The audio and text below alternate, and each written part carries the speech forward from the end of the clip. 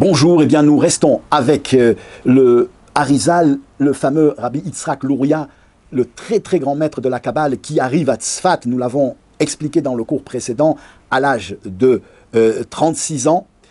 Il est très jeune encore, mais il éblouit le monde et le monde entier, et particulièrement les plus grands érudits du peuple juif, et notamment les plus grands érudits de la Halacha et de la Kabbalah, comme ont été le Rabbi Moshe Cordovero pour la Kabbalah, le Ramak, et comme l'aura été le Rabbi Yosef Karo pour la Halacha, eh bien frissonne d'admiration devant l'incommensurable élévation de ce maître de la Kabbale. Nous avions dit dans le cours précédent que tout ce que nous savons de lui est pour en majorité se concentre sur sa période de la vie à Tzfat. Pour le grand public, Rabbi Yitzhak Luria Ashkenazi, le fameux Harizal, vivait à Tzfat et pourtant il n'a vécu que 2 ans et il a été emporté. Nous avions promis que nous allions raconter quelles sont les causes profondes et immédiates de son arrachement à la vie terrestre, de sa dramatique disparition à l'âge de 38 ans, donc 2 ans après. Eh bien, c'est ce que nous allons voir aujourd'hui. Nous avions dit que dans son élévation spirituelle extraordinaire qu'il avait vécue en Égypte, il avait appris et était devenu un des plus grands maîtres du Talmud à l'école du Radbaz, de Rabbi David Ben Zimra, et puis ensuite à l'école de Rabbi Betzalel Ashkenazi. Et il va, après son mariage, il s'est marié très très tôt, un petit peu après la bar mitzvah, et il va, quelques années après, et il va donc vivre de manière assez ascétique sur les rives du Nil en ne revenant qu'une fois par semaine pour le Shabbat chez sa femme. Et là, il va atteindre des niveaux d'élévation spirituelle et de compréhension des secrets de la Torah extraordinaires. Il va découvrir le texte du Zohar, on en avait parlé la dernière fois. Et puis, il va concevoir une révolution totale de la Kabbale, le Zohar étant une vue d'en haut céleste des choses ésotériques du monde, des secrets ésotériques de la Torah et du judaïsme. Eh bien les mêmes choses vont être exprimées telles qu'elles doivent être ressenties et comprises par les hommes en bas, le peuple juif dans les conditions de vie matérielle et on peut dire de diaspora séculaire et temporelle difficile dans lequel le peuple juif vivait. Eh bien, c'est le Harizal, c'est Rabbi Yitzhak Luria qui va nous dévoiler ces choses-là. Nous avions dit qu'il est arrivé à Tzfat pour une unique raison connue, c'est que le prophète Élie lui a ordonné de quitter l'Égypte pour arriver dans une ville où vivait un jeune élève qui était lui aussi d'une immense élévation spirituelle et intellectuelle, qui s'appelait Rabbi Chaim Vital. Et le prophète Élie dira au Rabbi Yitzhak Luria Ashkenazi, au Harizal, que sa neshama, son âme, est venue sur terre dans le but de lui enseigner cette façon révolutionnaire de concevoir les secrets ésotériques de la Torah révélés par Rabbi Shimon Bar Yochai dans son Zohar, c'est-à-dire de lui expliquer comment l'homme en bas peut comprendre et ressentir les secrets les plus profonds de la divinité. Il est venu, son âme est venu sur cette terre pour cette mission, et il est temps qu'il la réalise. Il va donc monter en Israël. Arrivé à Tzfat, il cherchera à découvrir qui est ce fameux élève Rabbi Chaim Vital. Il le rencontrera et il lui dira qu'il a été envoyé pour cette chose-là, et l'élève lui fera part de sa recherche spirituelle. Il attendait ce maître et il boira ses paroles, il s'attachera à lui d'une manière essentielle et il boira ses paroles comme une éponge. Tout ce que nous savons du Harizal et de ses enseignements a été répertorié, écrit par les élèves du Harizal, et notamment par ce Rabbi Chaim Vital.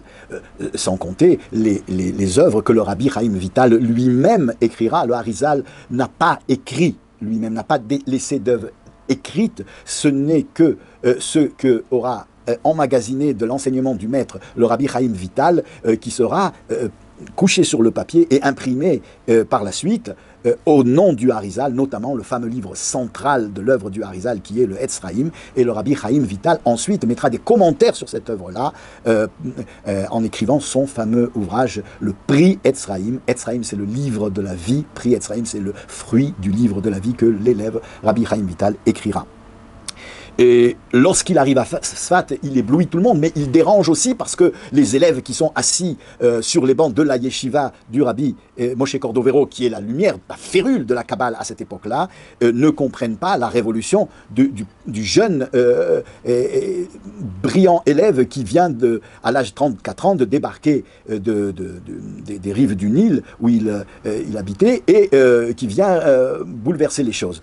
On ne comprendra qu'il sera finalement désigné par le maître qui la férule incontestée de la Kabbale à cette époque-là dans certains endroits du monde, Rabbi Moshe Cordovero le Ramak, parce que le maître lui-même, donc Rabbi Moshe Cordovero, dira que à sa mort, lorsque on verra une colonne de feu s'avancer devant le tombeau, eh bien, le cercueil, on comprendra que ce sera lui qui sera le successeur, celui qui recevra par ce signe-là le bâton témoin pour être le maître incontesté, la férule incontestée de la Kabbale et de la vision secrète du judaïsme et des secrets profonds de la création et de la divinité pour les autres générations. Et celui qui a mérité cette chose-là, ça a été bien sûr Rabbi Yitzhak Luria, le Harizal. Et donc on a compris que bien qu'il s'opposait à la façon dont le maître enseignait la Kabbale, il avait été reconnu par le maître comme étant son successeur. Et nous avions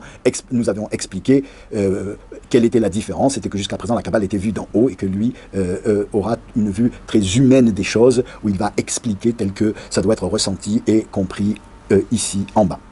Alors, devant cette profusion de lumière qui ne durera que 2 ans finalement, puisqu'il va être emporté à l'âge de 38 ans, mais qui va terrasser le monde, et bien des très très très grands comme Rabbi Yosef Karo vont le supplier. Rabbi Yosef Karo, qui est beaucoup plus âgé que lui, va le supplier de lui enseigner la Kabbale. Et le Harizal répondra au Rabbi Yosef Karo que son âme est venue sur la terre pour s'occuper de la loi juive et qu'elle n'est pas faite pour monter et grandir dans les sphères ésotériques des secrets de la divinité. Le bon Dieu lui-même veut que toute l'énergie dans l'étude et dans la progression intellectuelle du maître Rabbi Yosef Karo soit consacrée à éclairer le peuple juif en matière de halakha. Il insistera beaucoup. Et ils marieront leurs enfants. Entre eux, le Harizal mariera son fils avec la fille de Rabbi Yosef Karo. C'est donc son Mechoutan, et il va accepter de l'asseoir dans sa classe où il enseigne la Kabbalah devant l'insistance du maître qui est plus âgé. Il lui doit l'honneur et puis il est très très puissant dans le judaïsme. On a dit c'est l'étalon en matière de loi juive. Celui qui écrira le Shulchan Aruch, Rabbi Yosef Karo, il s'assoit parce qu'il veut étudier la Kabbalah et il écoute et il s'endormira. Il est pris d'une torpeur insoutenable, et lorsqu'il se réveille, le cours est terminé et il comprendra que le bon Dieu ne veut pas qu'il soit un érudit de la Kabbale, parce qu'il doit rester un maître de la loi juive, des choses, un éclairage très, très, très pragmatique de la façon dont le judaïsme doit être exprimé dans l'action de ce monde. Il faut qu'il soit un homme de loi et pas un homme de pensée ésotérique, et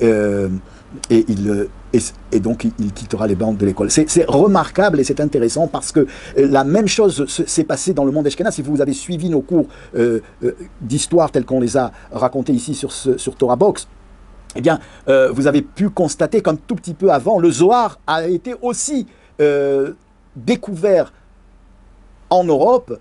Il a été amené par un séfarade, un certain Tzadik Nistar, un juste caché, un personnage très très mythique, il faut le dire, qui ne se comportait pas comme le reste de l'humanité. Il s'agissait d'un homme extrêmement élevé, il s'appelait Joseph Jospa, qui s'est marié très tard, à l'âge de 80 ans, pour mettre au monde un enfant qui, lui aussi, à l'image de Rabbi Yitzhak Luria du Harizal, lui aussi, mais cette fois-ci dans le monde Ashkenaz, va être la férule de la Kabbale et de l'enseignement ésotérique du judaïsme. Il s'agit du Rabbi Eliyahu Baal Shem de Worms. On en a parlé, mais lorsque il va briller dans le monde, lorsqu'il va éclairer le monde par son érudition en matière de Kabbale, et il va transformer la mentalité de l'Allemagne et de la Pologne et de la Russie, de la Lituanie, des régions qui couvrent toute l'actuelle Ukraine, par la diffusion de la Kabbale et l'enseignement d'un service de Dieu basé sur les secrets de la Kabbale, eh bien, il va s'opposer, il va avoir devant lui une opposition très, très farouche de très grands maîtres du judaïsme, de grands justes du judaïsme ashkénazes, qui n'accepteront pas le foisonnement des secrets de la Kabbale comme mode de service de Dieu, tel que le préconisait le grand rabbi Eliaou Baal Shem de Worms, qui est donc un Sfaradi, un juif séfarade venant d'un père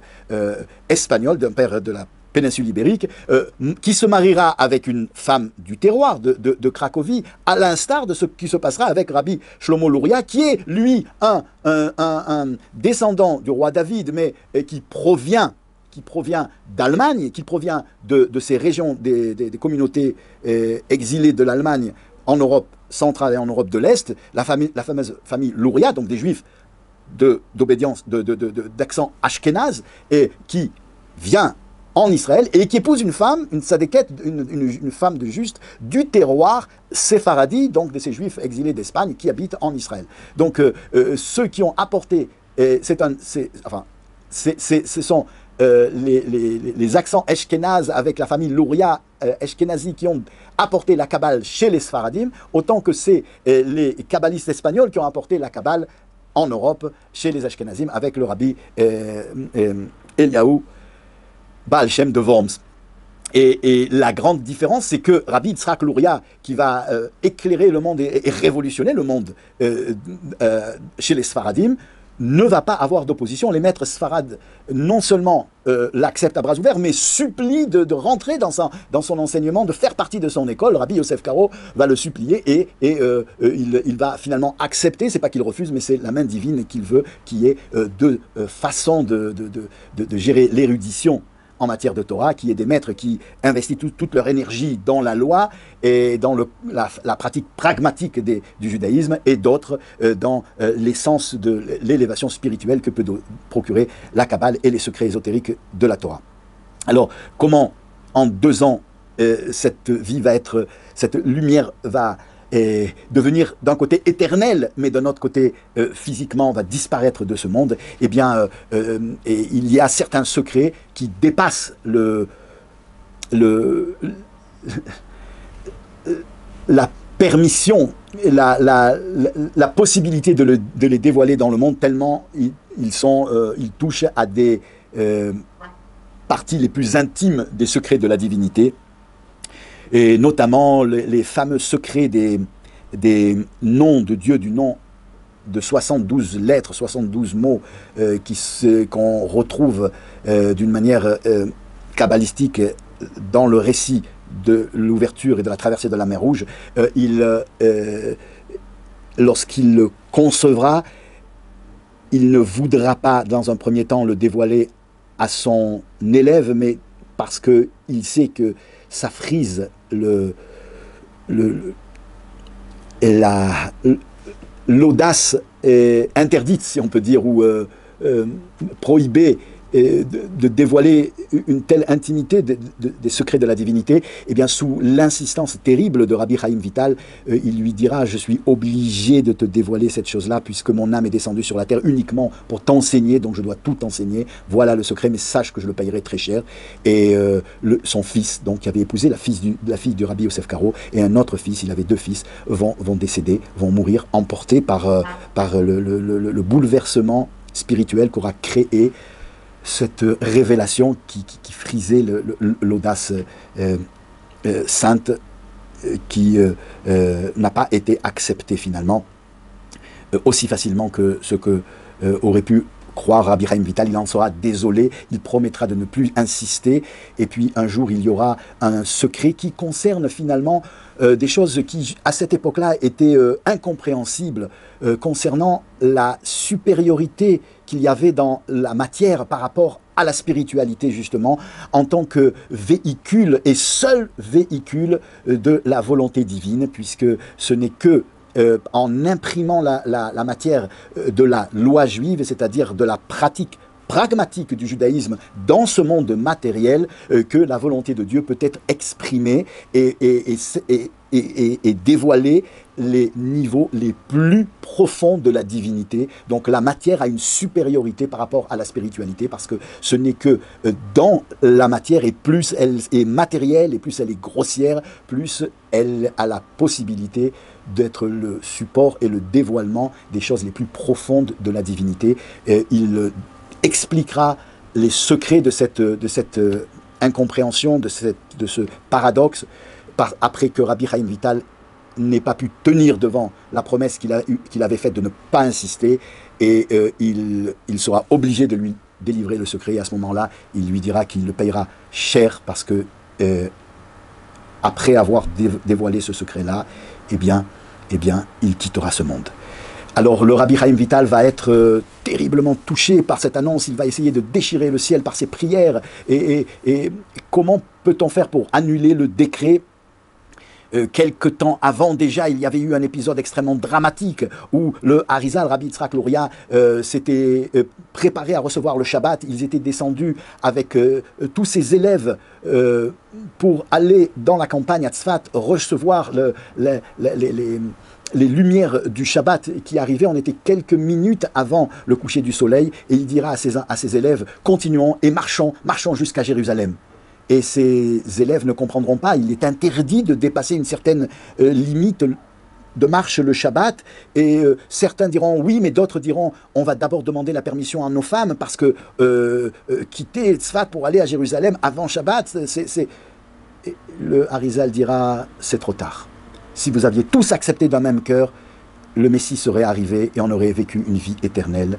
Nous resterons en galoute, le temps n'est pas encore arrivé. Ça avait été la consternation parmi les élèves, et ils ont compris que s'ils avaient obéi aveuglement au maître, ils lui avaient fait confiance, mais dans leur esprit, que voulait dire quitter Tzfat quelques minutes avant le coucher du soleil, arriver déjà à pied à Jérusalem? Pour eux, c'était quelque chose qu'ils n'ont pas saisi avec leur faculté intellectuelle. Donc ils ont demandé la permission à leurs femmes. C'était une façon de s'esquiver, et ça leur a coûté qu'ils sont restés en galoute, qui sont restés dans la diaspora, et que le Messie n'est pas venu délivrer. Le Messie aurait dû être Rabbi Yitzhak Luria, qui descendait de David Ameller, mais la chose n'a pas été possible.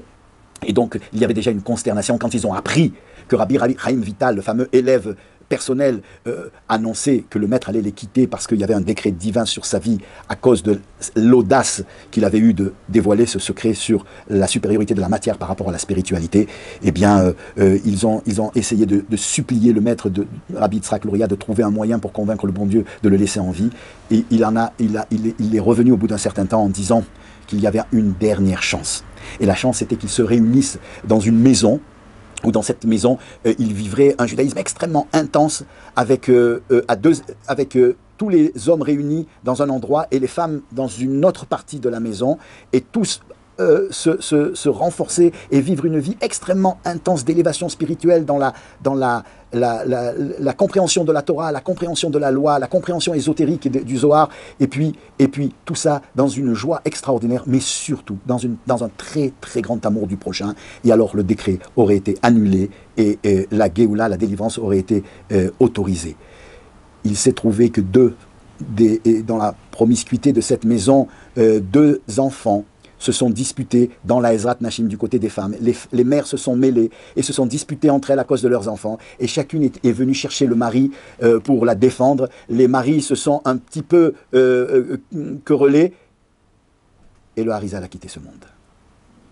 Il aurait suffi qu'il reste une semaine entière dans un amour du prochain extraordinaire et dans une élévation spirituelle remarquable. Ils auraient été délivrés, et le Harizal aurait continué sa vie et aurait été choisi par le bon Dieu pour délivrer le peuple juif en tant que roi Mashiach. Ça n'a pas été le cas, mais son enseignement va porter le peuple juif jusqu'aux rives de la libération qui, aujourd'hui, au XXIe siècle, eh bien, va voir son fruit par celui qui sera désigné par le bon Dieu de cette famille-là, de la famille du roi David, pour nous délivrer, que ce soit très concrètement et très très prochainement dans la joie et la santé.